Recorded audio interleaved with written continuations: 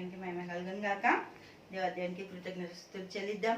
అనుదిన ప్రార్థనలు, అనుదిన అలవాట్లు మనకు జీవితాలలో ఎంతగానో ఉపయోగకరంగా, మనకు జీవితాలు కట్టడానికి, మనం నేర్చుకోవడానికి, అనుదినం ఆయన గడిపే ఎద్దు కనిపెట్టుకోవడానికి, ఆయన దగ్గర కూర్చోవడానికి, ఆయన దగ్గర మనము అన్నీ కూడా అలవాట్లు చేసుకోవడానికి అనుదిన ప్రార్థనలు చాలా ఇంపార్టెంట్. దేవునికి మహిమ కలుగును గాక. పరులకు ప్రార్థన నేర్పించేటప్పుడు దేవుడు మనకు ఒక మాట చెప్పిండు. ఏమని చెప్పిండు? హల్లెలూయా. మత్తయి సువార్త 6వ అధ్యాయము 10వ వచనాన్ని చూద్దాం. మత్తయి సువార్త 6వ అధ్యాయము 10వ వచనం. కాబట్టి మీరు ఇలాగన ప్రార్థన చేయండి. పరలోకమందున్న మా తండ్రి, నీ నామం పరిశుద్ధపరచును గాక, నీ రాజ్యం వచ్చును గాక, నీ చిత్తము పరలోకమందు నెరవేరినట్లు భూమి అందు నెరవేరును గాక. అనుదిన ఆహారము నేడు మాకు దయచేయము. ఏంటంటే అనుదిన ఆహారము. మనం ఏమనుకుంటాం? మనం తినే బ్రేక్ఫాస్ట్, లంచ్, డిన్నర్, స్నాక్స్ అవి ఇవి. కానీ దేవుడు అంటుండు అనుదిన ఆహారము. ఆహారం కంటే ఎంతో వాల్యుబుల్ అయింది. యేసుక్రీస్తు ప్రభు వారు 40 రోజులు అరణ్యంలో ప్రార్థన చేయడానికి వెళ్ళినప్పుడు 40 రోజులు ఉపవాసం తర్వాత ఆకలేస్తున్నప్పుడు అక్కడ కూర్చుంటే అపవాది తీసుకొచ్చి ఈ రాళ్ళను రొట్టెలుగా చేసుకో, వీటిని అవి చేసుకో అంటే యేసుక్రీస్తు ప్రభు వారు ఒకటే మాట చెప్తారు. ఏమని? రొట్టె వల్లనే మనుషుడు బ్రతకడు, దేవుని నోటి నుండి వచ్చే ప్రతి మాట వలన మనుషుడు బ్రతుకుతాడు. దేవునికి స్తోత్రం. మరణకరమైన ఆ ప్రతి సమస్యను నీకు వాక్యం ద్వారా జయించవచ్చు, ప్రార్థన ద్వారా జయించవచ్చు, నీ అలవాట్ల ద్వారా జయించవచ్చు.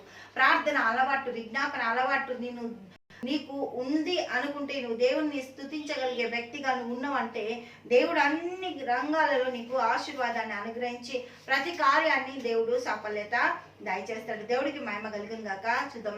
లూకా సువార్త 11వ అధ్యాయము 1వ వచనం నుంచి. ఆయన ఒక చోట ప్రార్థన చేయుచుండెను.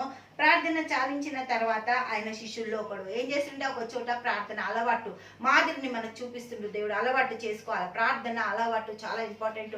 వాక్యపు అలవాటు చాలా ఇంపార్టెంట్. దేవుని సన్నిధి అలవాటు చాలా ఇంపార్టెంట్. అవి లోకంలో ఏవైనా మనం ఫెయిల్యూర్ చేయొచ్చు, ఏదైనా మనకు నష్టం కలిగించవచ్చు, ఏదైనా మనం ఓడిపోవచ్చు, ఎక్కడైనా మనము గెలవకపోవచ్చు. కానీ ప్రార్థనలు మాత్రం ప్రతిదీ కూడా మన జీవితాలలో గెలిచి, ప్రతిదీ కూడా మన సహాయత పొందుకొని అన్నిట్లో కూడా మనల్ని టాపర్గా నిలబెట్టడానికి దేవుడు ప్రార్థన ఎంతగానో ఉపయోగపడుతుంది. దేవుని విషయంలో ప్రార్థన, వాక్యము, ఆరాధన, ఆయన దగ్గర ఇచ్చిన సమయం ఏది మన జీవితాలలో వృధా అవ్వదు. అందుకే ఆయనకి మొదటి స్థానాన్ని ఇవ్వాలి, అలవాటు చేసుకోవాలి. మొదటి స్థానం మొదటిది ఆయన సన్నిధిలో మనం ప్రజెంట్ చేసినప్పుడు ఆయన మన జీవితాలలోనికి కొత్త ప్రజెంట్ చేస్తాడు. దేవునికి మహిమ కలుగును గాక. హల్లెలూయా. ప్రభువా యెహోవా తన శిష్యులకు నెరవేర్చినట్లుగా మాకును ప్రార్థనయు నేర్పమని ఆయన అడిగాను. దేవునికి స్తోత్రం. ఇందుకు ఆయన, మీరు ప్రార్థన చేయనప్పుడు తండ్రి నీ నామము పరిశుద్ధపరచబడును గాక, నీ రాజ్యం వచ్చును గాక, మాకు కావలసిన అనుదిన ఆహారము ఎప్పుడు కావాలంట. దేవునికి స్తోత్రం. 3 నెలలకు, 6 నెలలకు, 4 నెలలకు, ఏడాదికి, 2 నెలలకు అడుగుతలేరు. ఇక్కడ వాళ్ళు ఏమంటున్నారు? అనుదిన ఆహారము దినదినము మాకు దయచేయము. దేవునికి స్తోత్రం. దినదినము మాకు దయచేయము. మేము మాకు ఇచ్చి ఉన్న ప్రతి వారిని క్షమించుచున్నాము గనక మా పాపములను క్షమింపుము, మమ్ములను శోధనలను తేకుము అని పలుకుడని వారితో చెప్పింది. శోధన తప్పించుకోవడానికి ప్రార్థన చేయాలి. ప్రతి ఒక్కరిని క్షమించడానికి ప్రార్థన చేయాలి. అనుదిన ప్రార్థన నీకు క్షమాజ్ఞాన్ని దయచేస్తుంది. అనుదిన ప్రార్థన నీకు ఆ దుష్టత్వంలో నుంచి, ఆ శోధనలో నుంచి నిన్ను తప్పిస్తుంది. అనుదిన ప్రార్థన నీ జీవితానికి ఒక బలమైన పునాది. అనుదిన ప్రార్థన అలవాట్లు నువ్వు నేర్చుకున్నావంటే ఏ ఒక్క దుష్టుల అధికారము నీలో పని చేయదు. మనం ప్రార్థన చేసుకుందాం.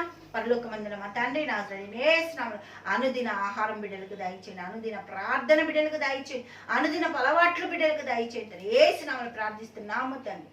ఆమేన్, ఆమేన్.